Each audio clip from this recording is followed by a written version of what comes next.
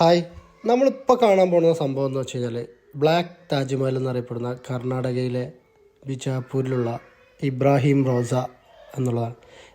റോസ എന്നാൽ അറബിയിൽ പൂന്തോട്ടം എന്നാണ് അർത്ഥം.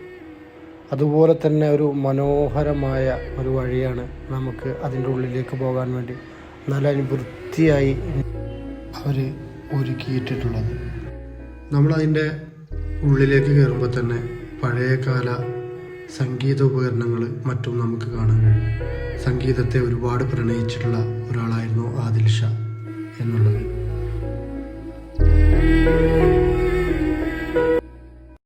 ഇതിൻ്റെ തന്നെ ഏറ്റവും വലിയ പ്രത്യേകത എന്ന് പറഞ്ഞാൽ വലിയ ഗോപുരങ്ങളാണ്, കൊത്തുപണികൾ, കല്ലിലുള്ള അലങ്കാരപ്പണികൾ.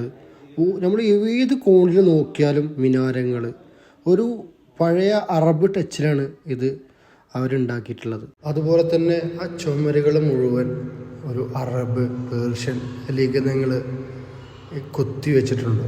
നമുക്കത് കാണാൻ കഴിയും.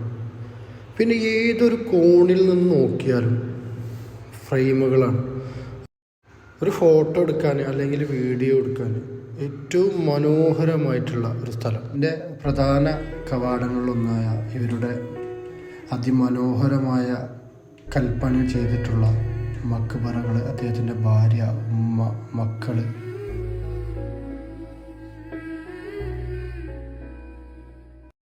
ആകാശരേഖയും സമമിതിയും കാരണം ഇതിനെ തെക്കിൻ്റെ താജ് അല്ലെങ്കിൽ ബ്ലാക്ക് താജ്മഹൽ എന്നറിയപ്പെടുന്നു.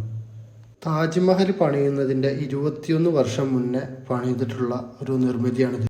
താജ്മഹൽ പോലെ തന്നെ ഒരു പ്രണയത്തിൻ്റെ കുടീരം തന്നെയായത്.